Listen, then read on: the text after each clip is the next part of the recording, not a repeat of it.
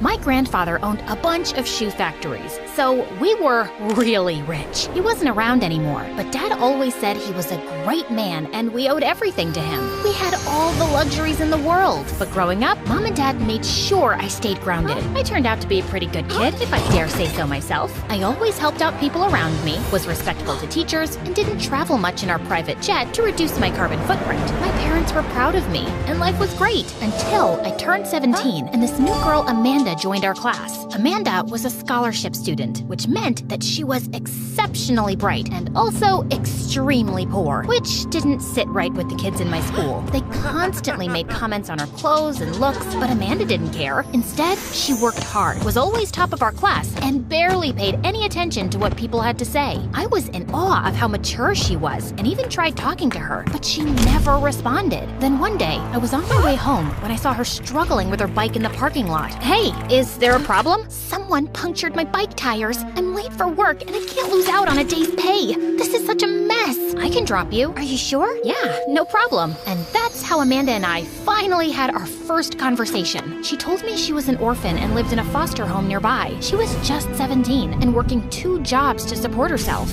You're the bravest person I know. I'd love it if we could be friends. Aren't you too rich to be friends with someone like me? What does that have to do with anything? Amanda smiled, and since then, we became inseparable. We'd go to the movies and the mall together, and no matter how much I tried, Amanda would never let me pay for her. But the more Amanda and I got closer, the less time I got to meet my other friends. So when a friend of mine invited me to her birthday, I couldn't say no. I even invited Amanda, but she refused. Your friends look down on me. Some of them have made fun of me to my face, and the ones who haven't still make it obvious enough. They can be a bit silly, but trust me, they aren't so bad once you get to know them. We can buy you a nice outfit and do some makeup on you, and you'll be lovelier than ever. No one will make fun of you after that. And what if I don't wear fancy clothes or paint my face with makeup? Your friends can make fun of me then? That's not what I said. You just called me poor and ugly in 10 different languages, Jules. I did not. I just said that if you dress differently for a party, maybe you wouldn't stand out like a sore thumb and fit in better. And once they get to know you, they'll like you. Watching the hurt look on Amanda's face made me instantly regret my words. Then you should be with people who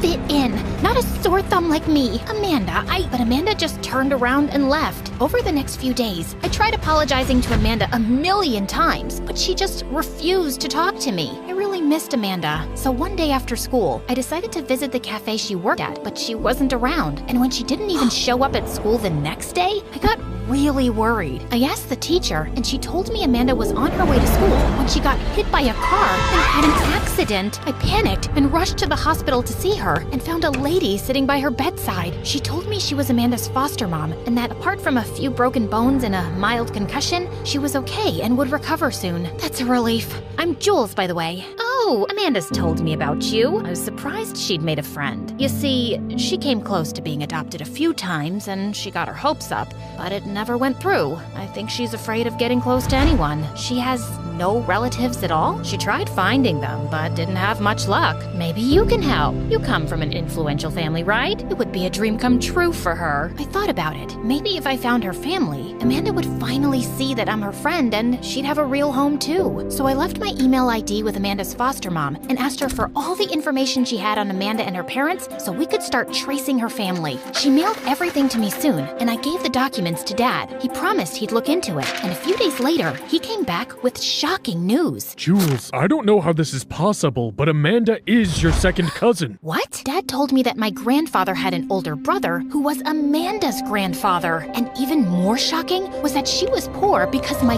grandpa stole her grandfather's share of the wealth, which had led to the two families breaking ties. After the dispute, Amanda's grandfather left town and changed the family name. I guess that's why after her parents' accident, no one was able to trace anyone related to Amanda. So, Grandpa was a thief and a liar? You told me he was the nicest man you've ever known. It's what I believed. I didn't know about any of this till I started looking into the matter and consulted the family lawyer. I swear. Well, We can't change the past, but we need to tell Amanda the truth now. We can't do that, Jules. You know I'm running for mayor. What if she leaks this information to the media? I can't afford such a big scandal and have people think our business has been built partly on stolen wealth. So we'll just let her rot in a foster home? That's when Dad suggested that he could adopt Amanda and take care of her like family. But I had to promise to keep his discovery a secret. I just wanted Amanda to have a better life like she deserved. Even though I didn't feel good about keeping the truth from her, I agreed. And the next day, Dad went to the hospital with me and spoke to Amanda and her foster mom about adopting her. Amanda was shocked at first, but she eventually agreed. And a week later, she came home with us.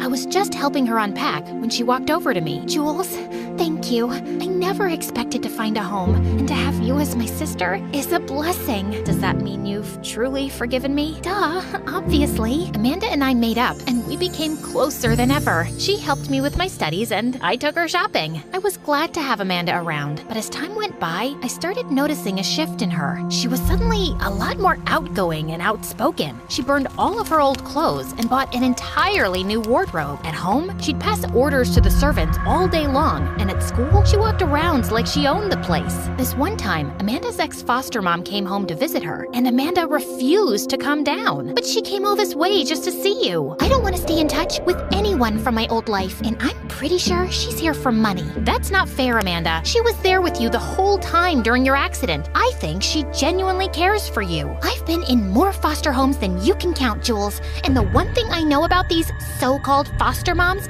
is that all of them are greedy leeches. Now move aside. I'm watching the new MSA video, and it's literally the most gripping series of all time.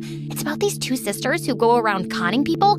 I'm learning so much from it about family and sisterhood. Amanda was unrecognizable, and I hated this side of her. But my parents didn't seem to mind at all. In fact, they'd grown really fond of her and were really impressed with how smart she was, especially Dad. At first, I thought he was just being nice because he felt guilty, but then he asked her to join his campaign for the upcoming mayor elections. Amanda was managing his social media, finances, speeches, everything, and I just felt invisible. I wanted Dad to see that I was equally capable. So a week later, during one of his campaign dinners, I decided to start a conversation at the table. So, elections are almost here, huh? Everyone must be so nervous. Actually, I'm not nervous at all. I'm sure Dad will win. That's because I have you to look after the campaign. No, Dad, you're the true genius. The way you spoke about our city's economy and its complex ecosystem of interconnected factors blew my mind. Yes, Dad. Love that journey for you. But as I was saying, and when you spoke about the devastating effects of poultry on our environment, I was so moved. Same, but you know, in the orphanage, we woke up at 6 to collect chicken eggs, and sometimes these chickens would just run all over the place, tossing their eggs around. It was so difficult to chase them, put them back in their cages, and get these eggs. I'm having flashbacks. That's really sad. But can you shut it for a second so I can talk? Jules, what's wrong with you? Can't you see Amanda's crying? And can't you see I'm trying to say something and she keeps butting in with her sob stories? Which makes zero sense, by the way. You don't know.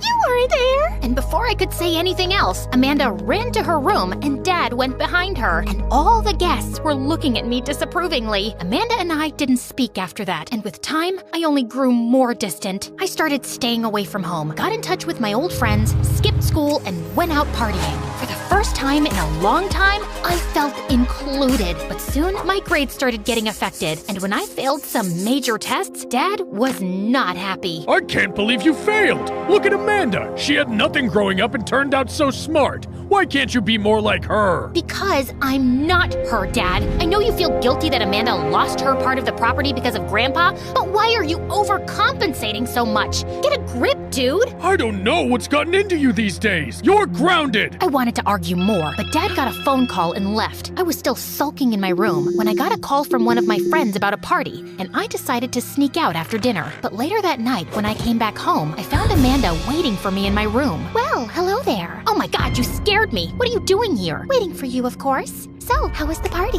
I hope you had fun because it's the last time you're going out. Once Mom and Dad find out that you disobeyed them, they'll ground you for life. Don't you think you're taking this too far? You know, you're not actually part of the family, right? My parents felt sorry for you and took you in. Then why do I feel such a strong connection to your dad? Actually, he kind of looks like my dad. I've only ever seen one photo, but the resemblance is uncanny. She had a really strange expression on her face. It must be a coincidence. Are you sure about that? Yeah, what else? Amanda just shrugged and turned away, but for some reason, I felt really uneasy. I couldn't sleep the whole night, and the next morning when I woke up, Amanda was gone. Her room was empty. Her clothes were gone, and it looked like she never even lived here. I immediately called her, but it went straight to voicemail. I called Dad, but he had no idea either. The entire week, we searched for Amanda everywhere. I tried calling her friends, her old foster mom, even the orphanage she once lived in, but no one had any idea where she was. I'd almost lost hope when one morning, I woke up to loud banging noises. I went downstairs and saw Dad and the servants holding the main door to stop people from barging in. What's